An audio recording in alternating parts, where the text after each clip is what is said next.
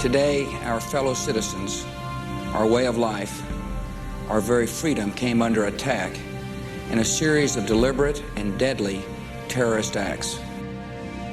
As part of New York One's continuing coverage of the anniversary of September 11, this is a day in time. September 11th was a blur for most of us. It was an ordinary September day to start, but it all changed very suddenly just before 9 o'clock that morning, although it wasn't clear from the beginning exactly what was happening. Some New Yorkers were in their usual morning routine, and they were with us or one of the other TV networks from the beginning. But many other people were far from television, far from the comfort of home. Some were running for safety, some were responding to help. Too many were trying to get in touch with loved ones who didn't come home. Some people left the city, some stayed at work, some congregated in the streets. So as much as television became the community's link in the days after September 11th, on that first day, a lot of people were elsewhere. As part of our reflection on September 11th, we're going to take you back through New York One's coverage that day. This isn't meant to be a story about us. There are plenty of heroes who deserve that sort of attention. But it is a story through our eyes, the reporters and anchors and everybody else at New York One who brought you the story on September 11th. We'll hear their reflections, you'll see the pictures, and you'll hear our words as they were heard in the hours after the attacks. I was on the anchor desk that morning of September 11th. We begin there as I got the first report of a fire at the World Trade Center. This is a live picture from our camera on the Empire State Building looking toward the World Trade Center.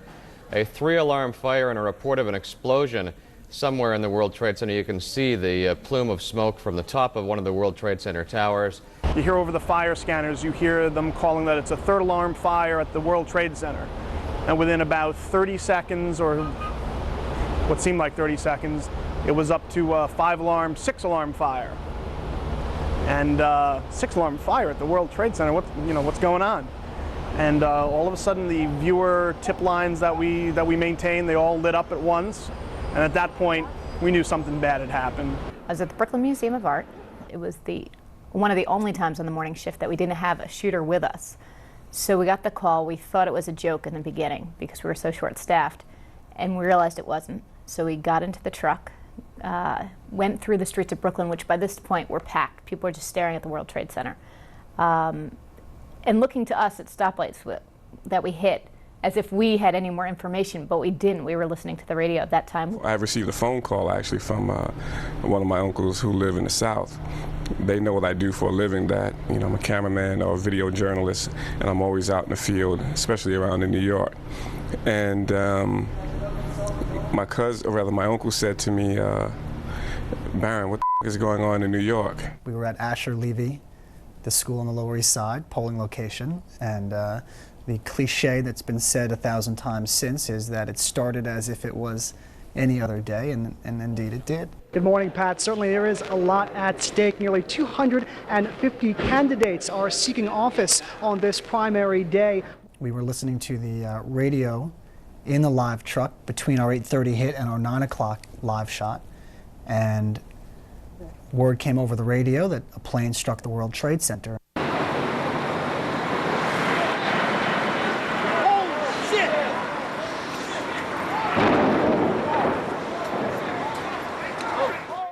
We literally, when we got that first report and went on the air with the picture looking from the Empire State Building down toward the World Trade Center, we knew that there was a lot of smoke. And we knew that the firefighters had been called.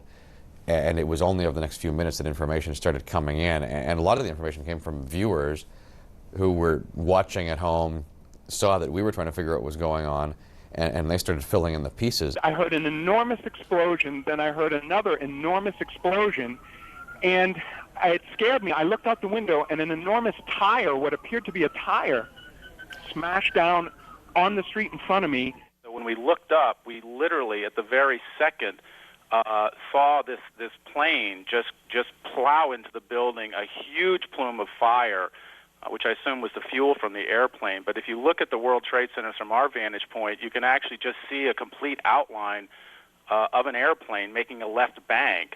This idea of taking the calls, gathering all this information, just delivering whatever we could to the viewer continued through past 9 o'clock, 9:10, and then a few minutes later, again, we're watching this live shot. We never took this live picture off because we had this perspective from the Empire State Building.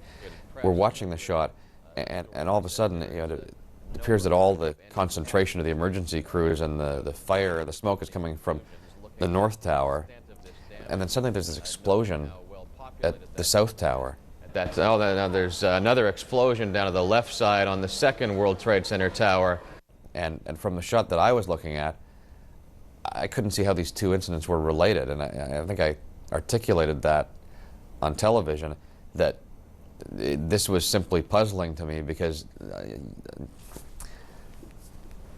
I knew the geography of the two towers, and although from the perspective of this long shot, it looks like they're very close together. And in fact, there's considerable distance between where those two towers were. So just because there was a fire on one shouldn't mean that there's any problem with the other. It should almost have been business as usual at the other. And yet there was suddenly this explosion there, and I couldn't understand why. Didn't think at that moment that it could be another plane hitting the buildings.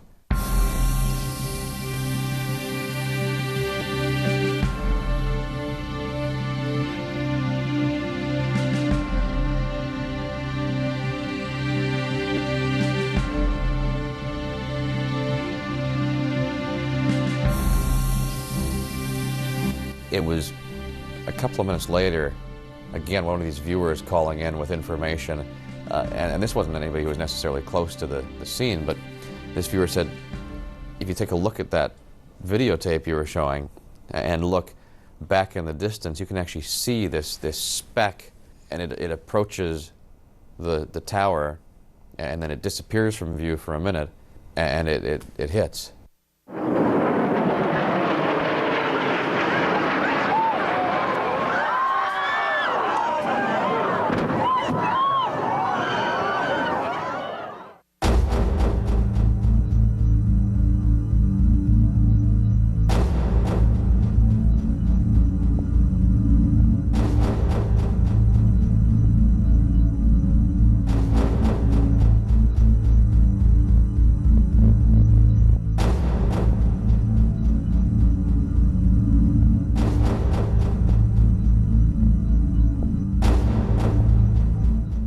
Difficult to find the words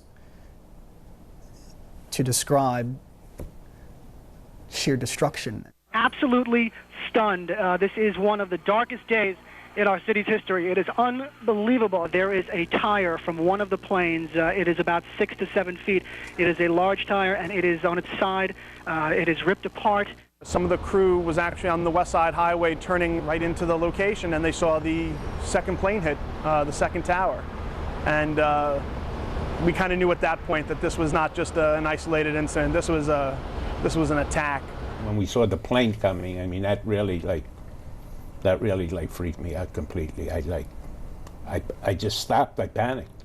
I just stopped, and we looked at each other. I cried. I didn't, as Amanda said, she saw tears in my eyes. I hear a bunch of construction workers screaming. You know, they're like, "Oh my God!" So I yell out my window, "What happened?" And like the other tower's on fire. So I finally pass this building, and I see both of them on fire, smoking. Actually, heavy smoke coming out of them. Then that's when I knew that this was not a regular fire. You know, that I wouldn't be doing the primaries that day. As I got to the office, the second plane hit a minute later, and all hell broke loose. And Steve Paulus, the head of the station, said to me, "Get in makeup and get on the set fast." So I ran into the makeup room and got ready, and as I was